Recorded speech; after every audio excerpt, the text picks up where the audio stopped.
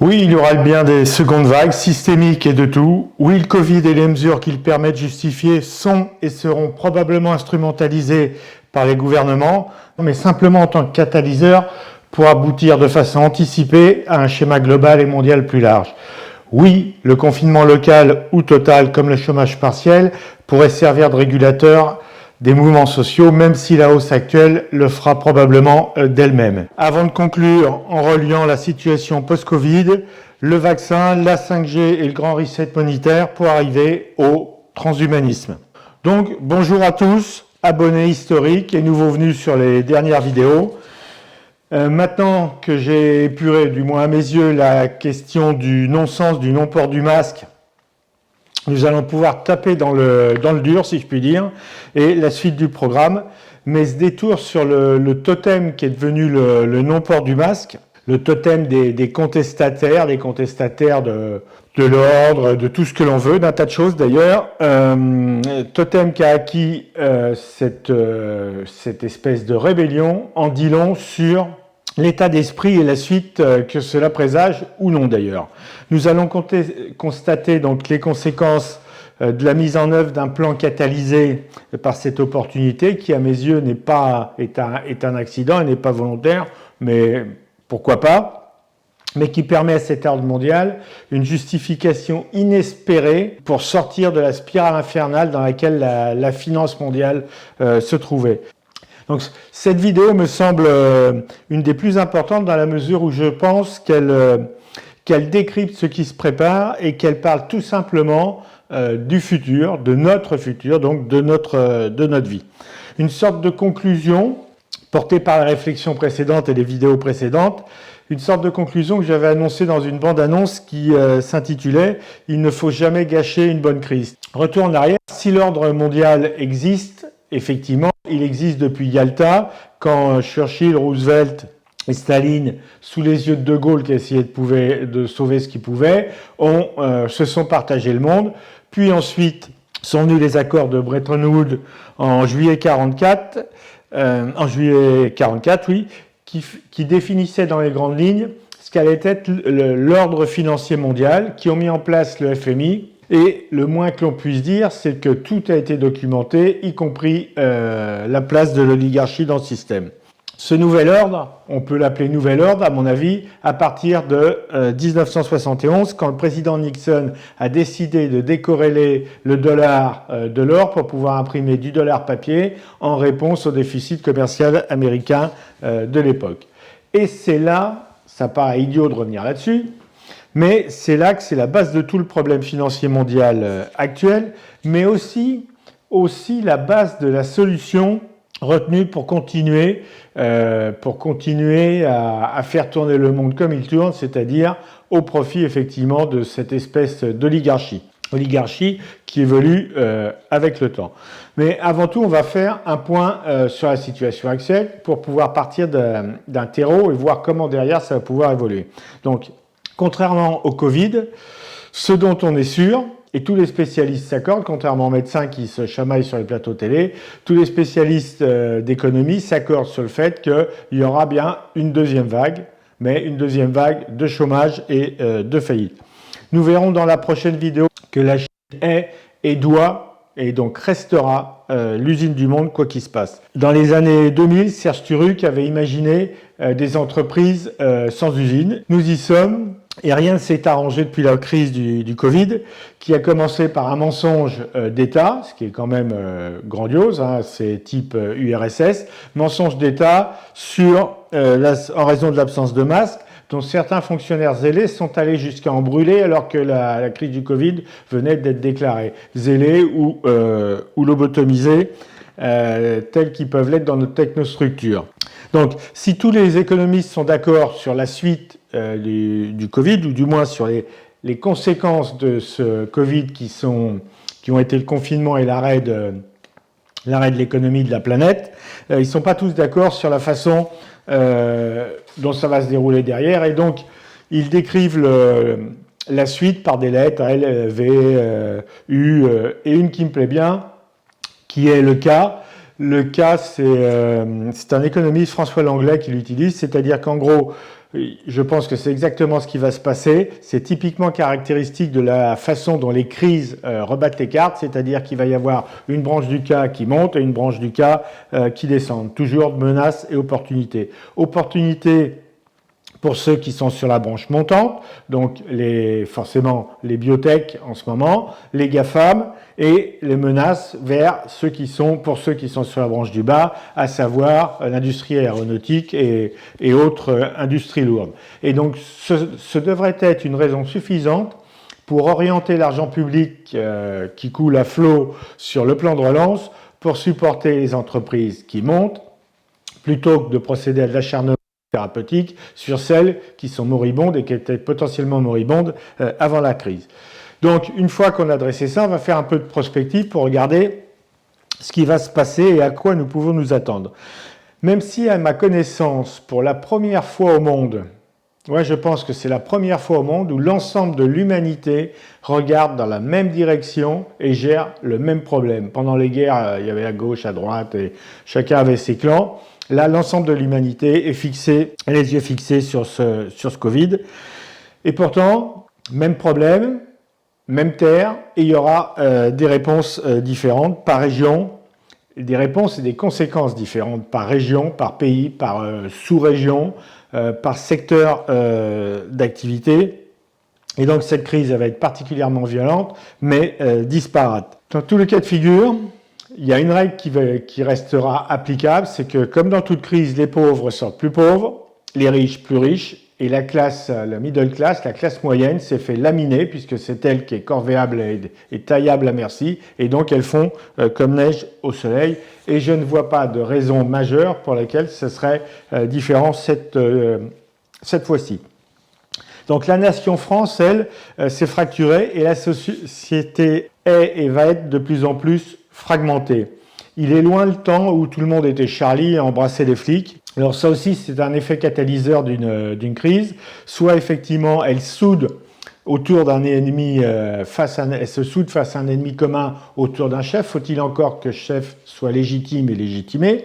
Soit effectivement, elle s'oppose et elle implose. D'où également l'intérêt actuel et potentiel du gouvernement d'instrumentaliser cet ennemi commun, ressoudé, ce qui marche pas du tout, au risque d'en faire trop, ce qui est actuellement contre-productif. Malgré la recrudescence des cas, on voit bien que les opinions continuent de se diviser et que personne se ressoude autour de notre gouvernement. Gouvernement qui pourrait utiliser effectivement le confinement local et le chômage partiel qui va probablement durer. Apparemment, il semblerait que le chômage partiel a été prolongé jusqu'à fin octobre, mais il semblerait que tout le dispositif soit prêt jusqu'au début d'année prochaine, parce que de toute façon, l'économie repartira à minima. Regardons un autre élément révélateur, à savoir la violence. Non pas que pour constater son existence, parce que là aussi, ça fait des années qu'on met la poussière sous le tapis d'un ministre à un autre, de déclaration à une autre, mais il s'agit de la violence exprimée, par exemple, lors des manifestations, qui sont autant de mauvais présages, à mon avis. Là aussi, tout est documenté, de la généralisation des incivilités à tous les niveaux, du délit en passant par les petits trafics, avec une sérieuse accélération durant cette période de crise du Covid, où la rubrique faits divers suffirait à remplir la totalité du Parisien ou n'importe quel journal quotidien, sauf peut-être celui du Massif central, et encore, même dans les villages, on voit apparaître des actes de violence qu'on ne connaissait pas. Alors, mais depuis des années, gauche comme droite d'ailleurs, du Karcher à l'ensauvagement, on a préféré acheter la paix sociale en fermant les yeux et en demandant aux forces de l'ordre éventuellement de regarder ailleurs pour ne pas faire monter les statistiques et le niveau de peur.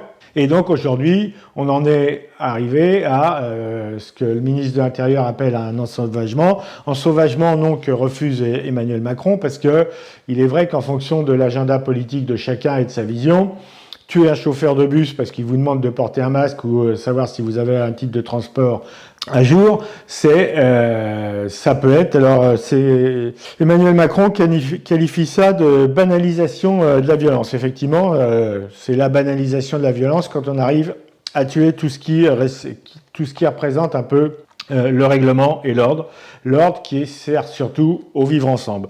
Donc, dernier fait divers sur lequel je suis tombé hier ou avant-hier, une attaque de la diligence, c'est-à-dire que une bande de jeunes a attaqué un bus, le chauffeur a essayé de se partir, ils ont mis une voiture devant, ils ont cassé la vitre arrière et ils sont venus kidnapper, tout simplement à l'intérieur de cette diligence, ils sont venus kidnapper un voyageur à qui ils avaient probablement des comptes à demander. Le niveau de la violence, pour chaque match du PSG, qu'il soit gagné ou perdu d'ailleurs, et pour peu que ce soit contre Marseille ou contre Alger, tout est prétexte à saccage des Champs-Élysées, au pillage des magasins de luxe et aux échauffourées avec les forces de l'ordre. Le tout, comme l'ont dit certains journalistes, je ne sais pas comment on peut dire de telles âneries, le tout en remplacement des centres de loisirs ou les vacances au bled, puisque cette année, tout le monde n'a pas pu rentrer au pays.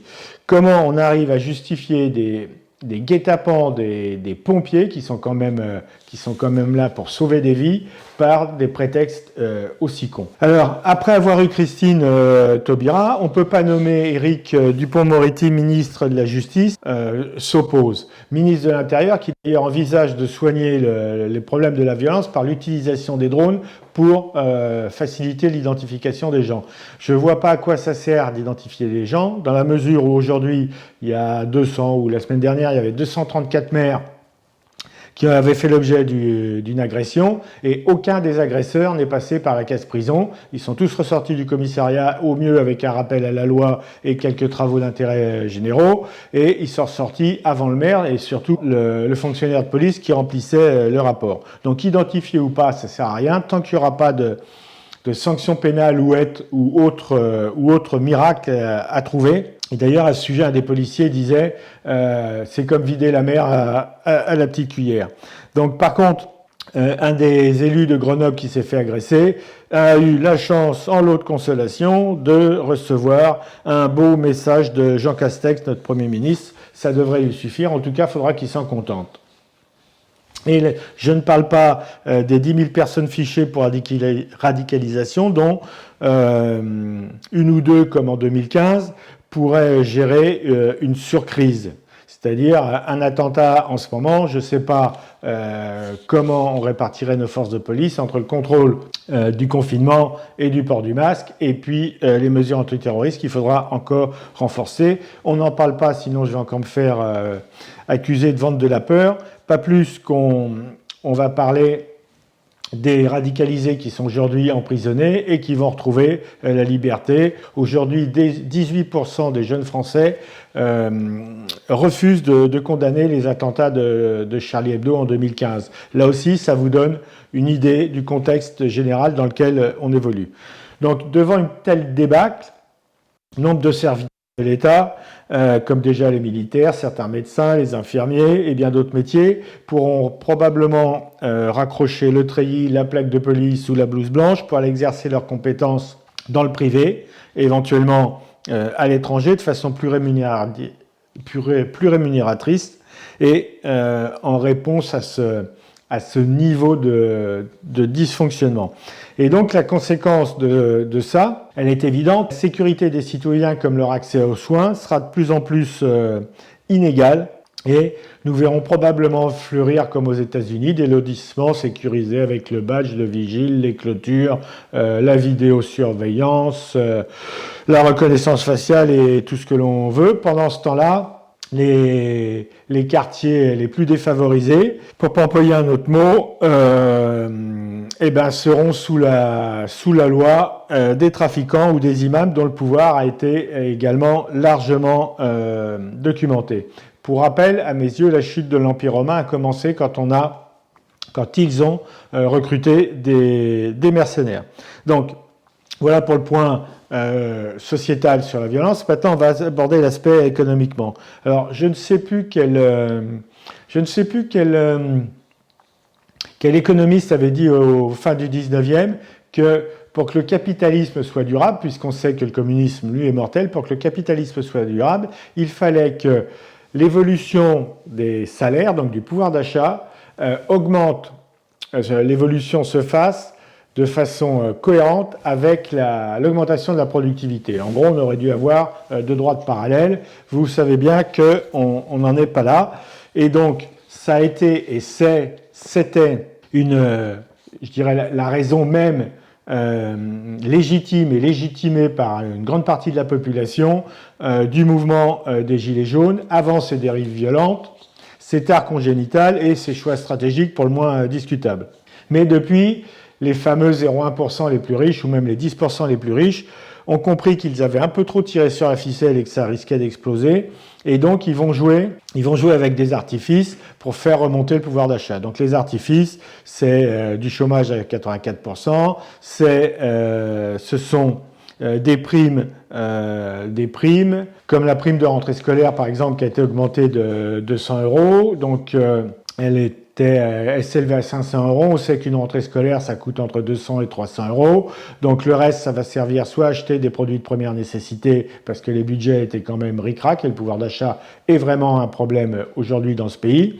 Les travailleurs pauvres, le nombre de travailleurs pauvres augmente. Sinon, ça ira dans l'achat de marques, donc balance commerciale chinoise, ou bien ça ira dans l'achat d'écrans plats ou je ne sais pas quoi. Mais de toute façon, quitte à creuser le trou, c'est sûr qu'ils vont jouer avec ces artifices pour essayer de rééquilibrer, et ça va être une course contre la montre entre remonter le niveau de vie des Français, et ce, en période de crise, et puis les mouvements de violence potentiels. Dans tous les cas de figure, il est évident que tout le monde ne fera pas partie du voyage du redémarrage, et bon nombre vont rester sur le bord de la route malgré les aides distribuées. Donc, mais au vu de la liste qui existait, des mécontentements qui existaient avant le virus, même en prolongeant le confinement, les aides, et malgré la peur instaurée, il va quand même être dur de faire oublier tout ça. Donc, dans tous les cas de figure, oui, on aura une seconde vague de faillite et de chômage, et ça pose des questions personnelles. C'est pas par hasard si le revenu universel revient à l'ordre du jour. En Allemagne, il y a une expérience qui est tentée, il y a 120 personnes, 120 volontaires qui vont toucher 1 200 € pendant 3 ans à rien faire, et à la fin, on les comparera à 1 380 personnes qui, elles, n'auront pas touché le revenu universel, et il y avait quand même 1,6 million de volontaires. Donc, le revenu universel, qu'il plaise ou qu'il ne plaise pas, il s'imposera probablement. Un chômage partiel prolongé à 84%, ça ressemble étrangement à un revenu universel, dans la mesure où, même si jamais l'activité redémarrait, si on verra dans la prochaine vidéo, même si on arrivait à relocaliser l'industrie, on va la relocaliser à coût de robots et pas à coût de personnel. Donc les CDD, les CDI, vous pouvez mettre ça au musée.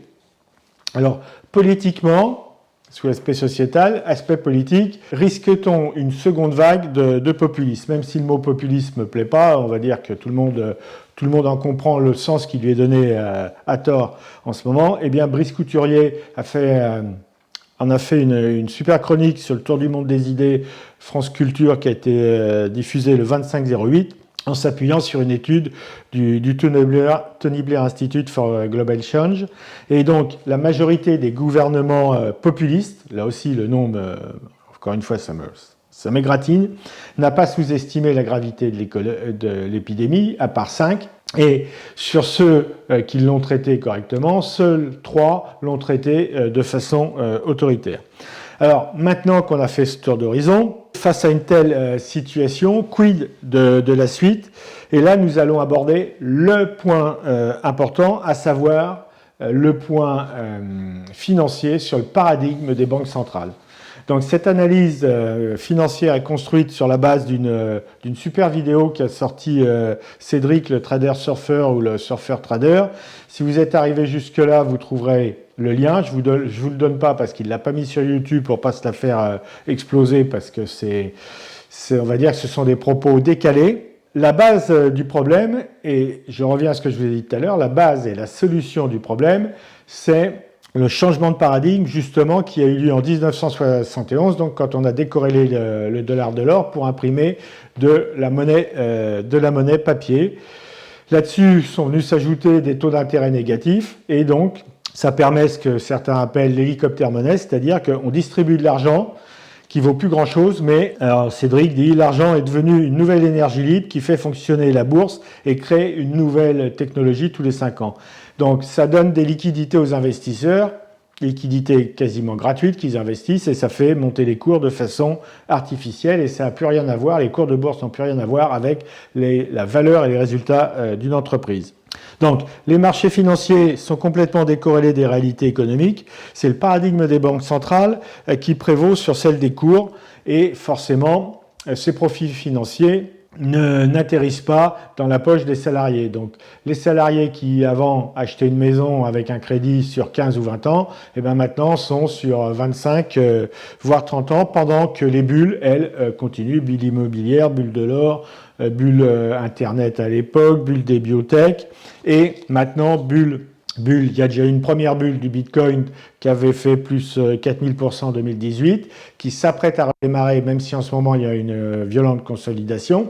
Mais bulle du Bitcoin, et pour cause, c'est le point suivant que nous allons aborder, pour cause parce que si le Bitcoin, rien que lui, alors qu'il y a plein d'autres crypto-monnaies, devait servir de monnaie numérique mondiale, il pourrait atteindre la valeur de 7000 milliards de dollars s'il devenait la monnaie mainstream, toujours selon Cédric Froment. Et là, derrière le Bitcoin, en réalité, peu importe Bitcoin et les autres crypto-monnaies, parce qu'il n'y a pas que celle-là, il y en a des centaines de cryptos, ça repose avant tout sur une révolution technologique, comme souvent, hein, Internet a été une révolution technologique, et là il y en a une qui est passée inaperçue, qui est la technologie dite blockchain, et dont le créateur, alors Satoshi Nakamoto, est toujours, comme par hasard, est toujours officiellement inconnu. Et c'est un pilier de ce qui va suivre. Autre problème de cette répartition des masses d'argent, c'est que les études montrent que si on prenait tout cet argent qui circule dans le monde et qu'on le distribuait de façon équitable à l'ensemble de la population, eh bien, au bout de 7 ans, cet argent serait revenu dans les mêmes mains. Pourquoi? Pour des raisons essentiellement de connaissances et de mindset, c'est-à-dire du bon logiciel. Il y a des gens qui ont des logiciels qui ne fonctionnent pas et qui continuent de faire la même chose et forcément, si ça ne fonctionne pas, ça ne fonctionne pas et quand ils se plantent partout et plutôt que de se remettre en question et de changer de logiciel, ils continuent, c'est ce que Einstein disait, faire la même chose et attendre sans cesse la même chose et attendre des résultats différents, c'est le début de la folie. Par contre, certains sont dotés du bon logiciel, comprennent les règles du jeu, font avec, et forcément, ça marche, et ça marche encore. Et là, les écreuses se carrent, et en 7 ans, on est revenu à la situation initiale. Mais avant tout, ce qui accentue ce problème financier, c'est que les banques centrales, et contrairement à ce que pourrait laisser penser leur nom, comme la Fed, le F, c'est fédéral, et pourtant, les banques centrales sont avant tout des banques privées qui sont détenues par un ensemble de banques qui elles-mêmes sont détenues par un ensemble d'actionnaires. Eh bien, ces banques centrales, on vient de leur donner le droit d'investir directement sur les marchés. Donc elles achètent des actions et donc elles soutiennent les cours, ce qui fait que forcément ça continue de monter. Alors ça interpelle quand on connaît la collusion, notamment aux États-Unis, qu'il peut y avoir entre les copains de promo qui ont choisi la banque et ceux qui ont choisi le gouvernement et où ils permutent régulièrement de place. Mais ça pose également des questions quand on sait que ce soit la NSA, la CIA, qui font héberger leurs millions d'octets, leurs milliards d'octets de données de leurs renseignements capturés par satellite, par interception et tout ce que l'on veut, et qui sont renseignements qui sont hébergés chez Amazon, et ou bien que ce sont des sociétés privées comme SpaceX, donc Tesla, qui envoient sur la Lune des cosmonautes, il est évident que les gouvernements ont tout intérêt à maintenir le cours de ces actions et qui vivent donc sur quasiment des commandes d'État, en plus d'avoir pris la totalité ou la grande partie des marchés publics avec l'e-commerce. Et donc, la Fed va continuer à maintenir les indices boursiers au plus haut, comme ça, en injectant de l'argent et en achetant des actions, mais la Fed comme toutes les autres. Et notamment là, vous voyez une diapo empruntée à Cédric, où on voit que la Banque suisse achète également des actions, surtout américaines, donc US, Apple, Microsoft, Amazon, mais aussi du ExxonMobil et des actions qui ont trait au cannabis, puisque le cannabis, l'usage du cannabis médical a été autorisé aux États-Unis. Donc c'est l'élément qui permet de dire qu'il s'agit bien d'un mouvement coalisé, mondial, et d'où la légitimité maintenant de l'appellation de d'ordre mondial et de nouvel ordre mondial depuis 1971. Ordre mondial qui acquiert de plus en plus de pouvoir et surtout de capacité d'orientation, et cela en dehors de tout contrôle démocratique. Et bizarrement, ou paradoxalement, même Donald Trump, qui est l'ennemi de ce qu'on appelle cette cabale, il est largement gagnant dans la mesure où il a basé l'ensemble de sa politique sur le maintien des cours de bourse hauts, et ce pour la bonne et simple raison que le baby-boom des années 50 s'est transformé en papy-boom, et donc les retraités américains, leur retraite est essentiellement détenue par des fonds de pension américains, fonds de pension dont la valeur est forcément le reflet des cours de bourse. Et donc, les cours de bourse favorisent le paiement de la pension des Américains. En France, c'est différent. On est sur une retraite à répartition et à mon avis, on n'est pas mieux loti parce que retraite à répartition, ça veut dire que ceux qui travaillent payent pour ceux qui sont en retraite et en plus, ils payent pour ceux qui ne sont pas encore au boulot, les étudiants et les chômeurs. Or, ceux qui travaillent, il y en aura de moins en moins puisque le chômage actuel n'est pas un problème conjoncturel, mais un problème structurel. On avait déjà un chômage de masse important avant le Covid et on aura un méga chômage de masse après le Covid, évidemment. Face à un tel endettement des États, financièrement, il y a plusieurs façons de régler le problème. Hormis celle de dépenser moins et de gagner plus. La France est championne de l'OCDE des prélèvements, mais la grande partie des prélèvements est redistribuée en aide sociale, bizarrement. Donc voilà, les chiffres sont dispo.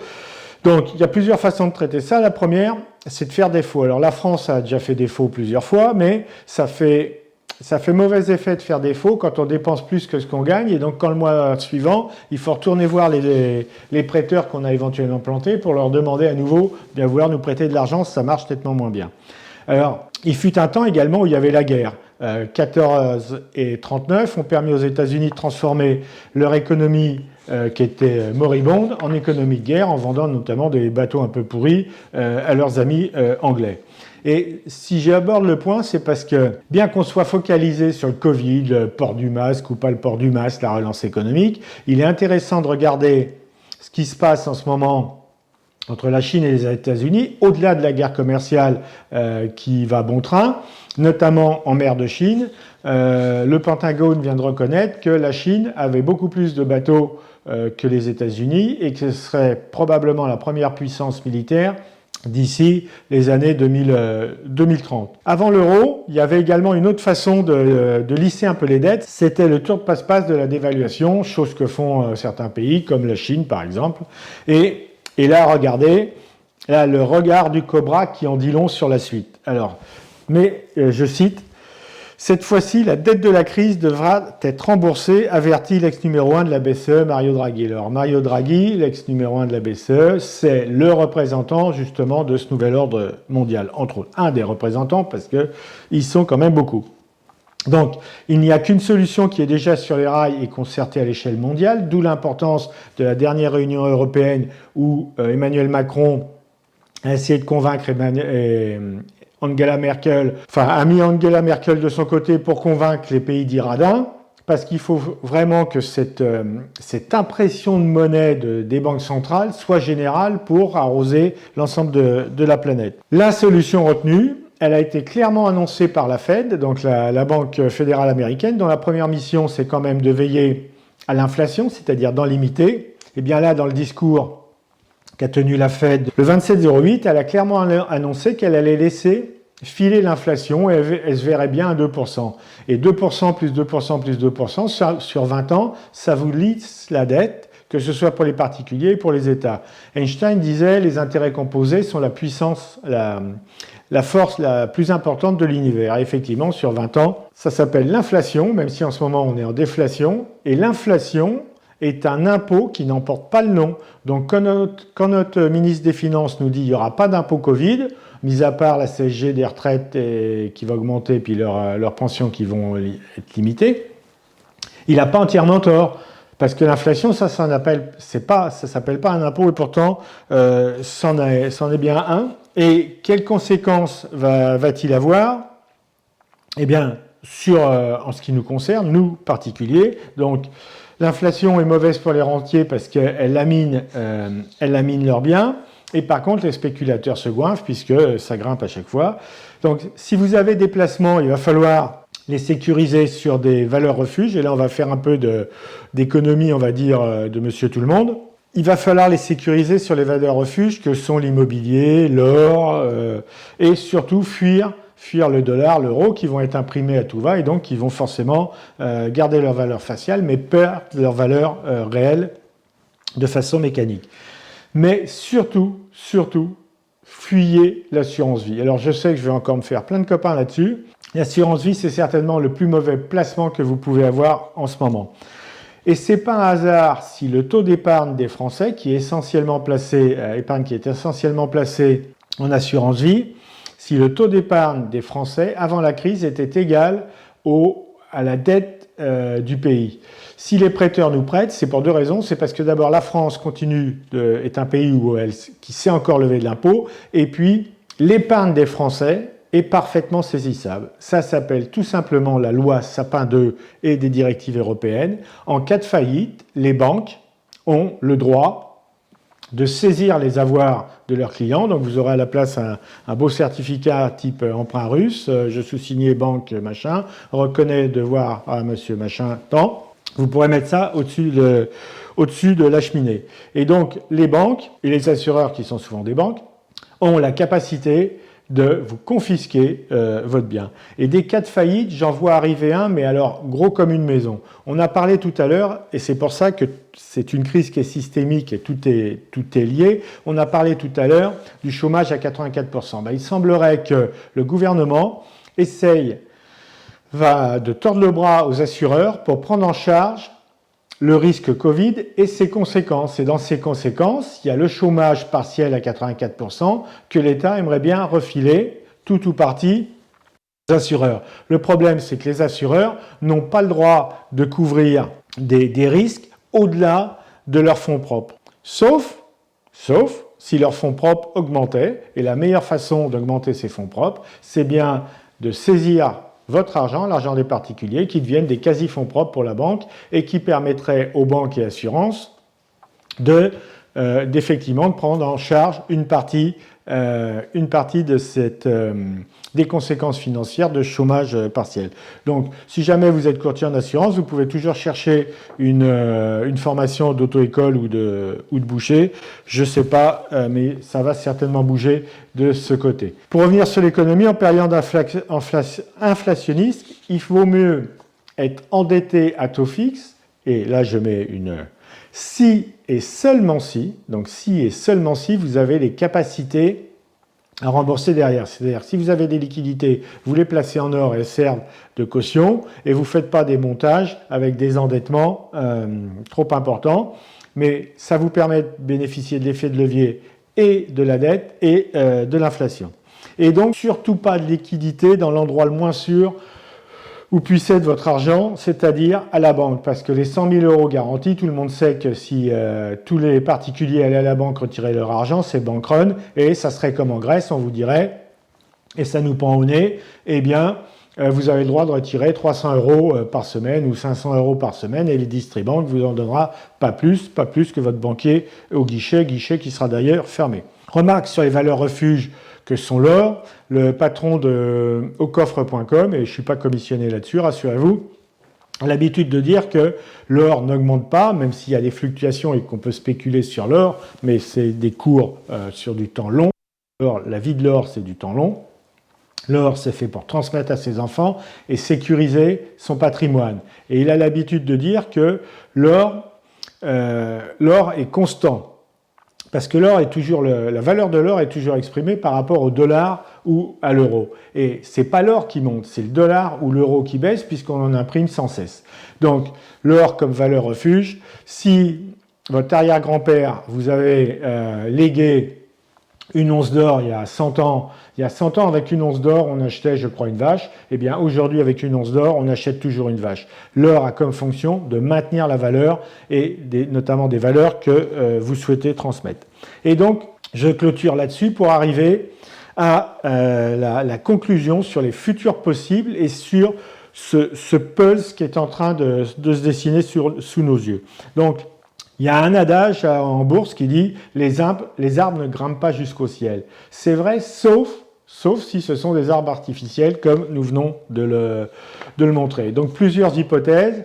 Crack boursier type 1929, pourquoi pas. Ou, et là, c'est un sujet qui est de plus en plus à la mode dans les alcôves, grand reset monétaire, alors ça les complotistes se jettent là-dessus, grand reset monétaire, mais surtout mise en place d'une monnaie numérique qui existe déjà, qui s'appelle Bitcoin ou autre, et dont la technologie surtout existe déjà, on l'a évoqué, la technologie blockchain. Et c'est là que je rejoins, et c'est là qu'on va évoquer plutôt, je ne les rejoins pas forcément, mais on va évoquer l'analyse de Philippe Guillemant. Philippe Guillemant, c'est un grand physicien français, certainement le plus grand en ce moment, qui est à l'origine de la théorie de la double causalité, qui a été reconnue par l'ensemble de ses pairs. Il y a 150 physiciens au monde qui se sont réunis pour dire que sa théorie tenait la route.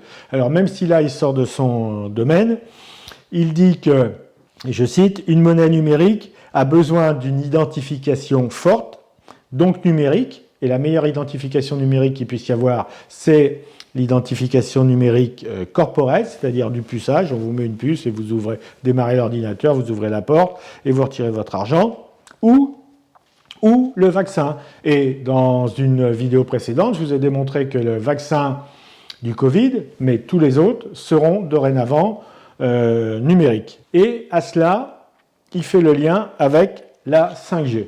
5G, qui est également un sujet on va dire des forums de discussion, Facebook et compagnie.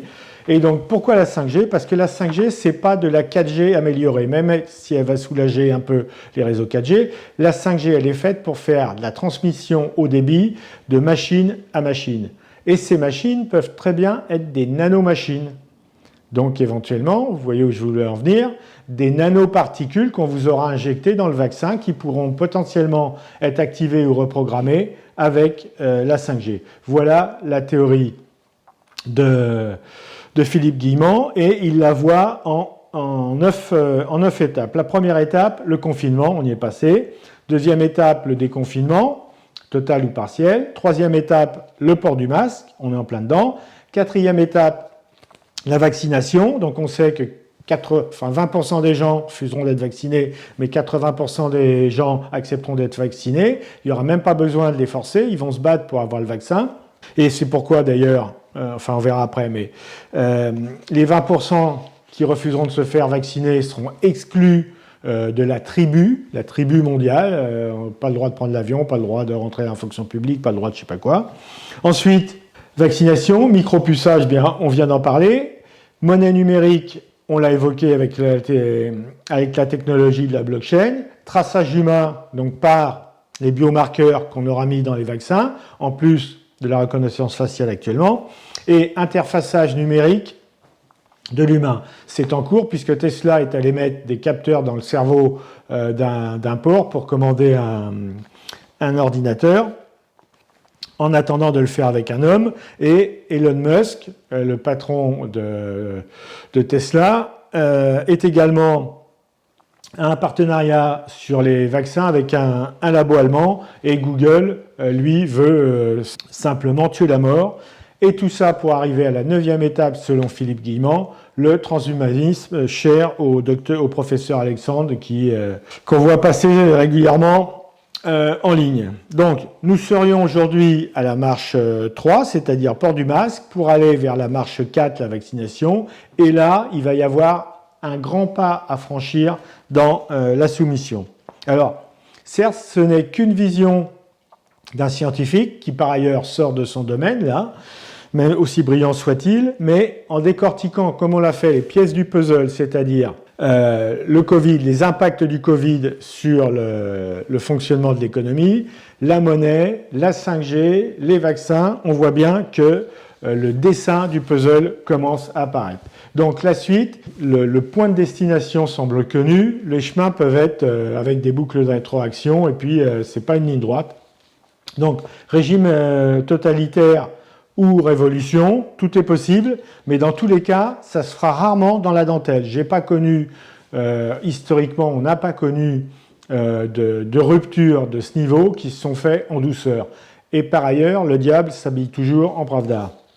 Donc ainsi, le petit père des peuples, Staline, reste malgré une concurrence acharnée, reste quand même le plus grand des meurtriers de tous les temps. N'oublions pas qu'Hitler est arrivé au pouvoir avec le soutien de 80 à 90% de la population allemande, dans une situation de crise en 1936, qui présente quand même des points, de sérieux points communs avec la situation actuelle, c'est-à-dire inflation, fort chômage,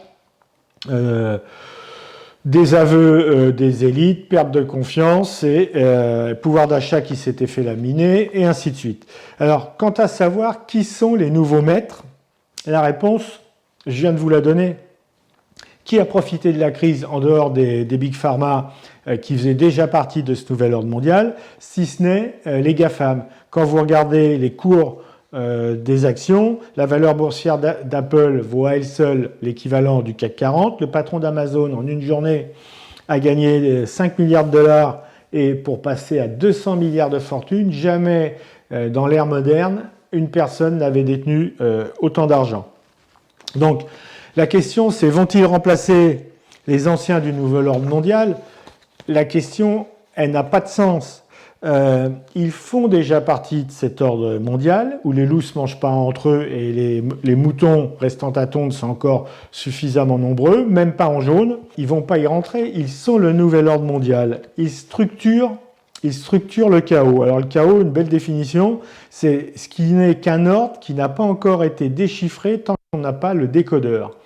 Or, qui fabrique le décodeur aujourd'hui? Ce sont bien les GAFAM qui imposent les règles du jeu, notamment fiscales aux États, mais ça, c'est presque un détail par rapport à ce qu'on vient d'évoquer pour aller vers le transhumanisme, et surtout sans aucun contrôle démocratique. Donc non seulement ils ont l'argent, les informations, les savoirs supérieurs, mais en plus, ils façonnent le monde. Ils sont devenus le centre de gravité. Donc, les nouveaux maîtres du monde, le nouvel ordre mondial, est détenu en grande partie par les GAFAM, et ce n'est pas pour autant que les autres ont disparu. Mais rien n'est impensable, surtout lors des combats typiquement asymétriques. Dans un combat où le petit se bat contre le gros, si et seulement si le petit est intelligent, est structuré, a compris les règles du jeu, sait les utiliser, c'est quasiment toujours le petit qui gagne. Des études ont démontré que 4% de résistants ou de militants engagés soutenus par 20% de la population, et les gilets jaunes au départ avaient, à mon avis, un soutien largement supérieur à ces 20%, s'ils n'avaient pas fait des choix complètement aberrants stratégiquement, eh bien 4% militants, 20% de soutien actif, ça suffit pour faire basculer une majorité, éventuellement un gouvernement. Ceci étant, quand on regarde cette image, en plus des plans foireux des samedis après-midi, le jour du déconfinement, la ruée vers les McDo qui avaient réouvert leur drive ont généré des embouteillages monstres. Alors, autre comparaison, le premier jour du déconfinement, il y a une concession automobile d'une ville moyenne du sud de la France qui a vendu 30 véhicules neufs. Et ce, sans prime gouvernementale. Donc la priorité de certains, quand ils sortent d'un mois, 2 mois de confinement, la première priorité, c'est d'aller faire un McDo et d'acheter une voiture neuve. Donc on voit qu'il y a du chemin à parcourir pour faire basculer les choses, mais la bêtise n'est pas que dans un camp. Je vous laisse lire ça, et là, ça en dit long, effectivement, sur la fragmentation et l'explosion de la France. Alors, quoi qu'il en soit, avant tout, il faut donc vous préparer, à mes yeux encore une fois, et c'est le sens de ces vidéos et du temps que j'y passe, il faut donc avant tout vous préparer à titre individuel à des moments difficiles, en essayant autant que faire se peut de suivre, mais surtout de comprendre les évolutions de la règle du jeu. Pour autant que ce soit possible, afin d'y mettre des réponses adaptées, y compris quand elles vous paraissent contrariennes, c'est-à-dire que c'est pas logique, c'est pas normal, et pourtant c'est ce qu'il faut faire. Quand elles vous obligent à sortir de votre zone de confort, à penser en dehors du cadre et sortir de votre zone de confort avant que ce soit la crise qui vous en sorte à coup de pompe dans le derrière. Donc Vladimir Volkov, qui est un auteur que j'aime bien, rappelle que tous les tyrans de l'Antiquité, alors il en cite toute une liste que je ne vous ai pas, s'appuyèrent exclusivement sur les classes populaires. À mes yeux, la démocratie restera une idéologie basée sur un leurre tant qu'elle prétendra que les gens sont égaux. Là non plus, il n'y a rien de nouveau. Aristote le disait déjà. Donc, pensez par vous-même, évitez la foule qui est synonyme de pensée unique et d'embrigadement. Et aujourd'hui, là aussi, c'est un avis personnel, c'est pas un conseil. Un avis personnel, après 70 ans sans guerre sur le continent, même si à moins de 2 heures de Paris, il s'est passé des boucheries inimaginables en ex-Yougoslavie, 70 ans sans guerre pour le peuple, une croissance économique quasiment constante, un abaissement du niveau de culture générale, une dépendance totale ou importante aux aides sociales. Tout ça a fait que le collectif est devenu d'une immaturité qui pourrait déboucher effectivement sur un chaos, une dictature, ou quelle que soit sa nature d'ailleurs, dictature des GAFAM ou dictature d'un autocrate, en tout cas vers des choses pas forcément très gaies. Merci de votre attention pour les plus courageux. Je sais que par mes vidéos, je vous ai emmené sur des chemins tortueux pour arriver à ces hypothèses en guise de conclusion. Mais il y a toujours plusieurs facettes sur une chose et il convient, à mon avis, de regarder cette chose avec tous les prismes pour arriver à une compréhension globale, plutôt que... Alors, compréhension globale et temporaire, puisque seul le changement est constant et donc les choses changent en permanence, d'où la nécessité, effectivement, de tenir à jour de mettre à jour son logiciel, son mindset.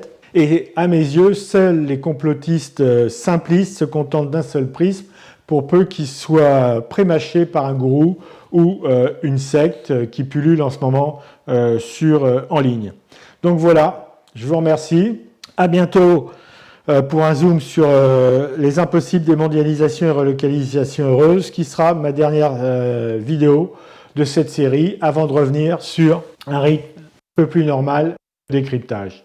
Encore une fois, merci à tous, merci pour vos commentaires, à bientôt sur nos lignes, et n'oubliez pas, le pire n'est jamais sûr, surtout quand on y est préparé. Au revoir.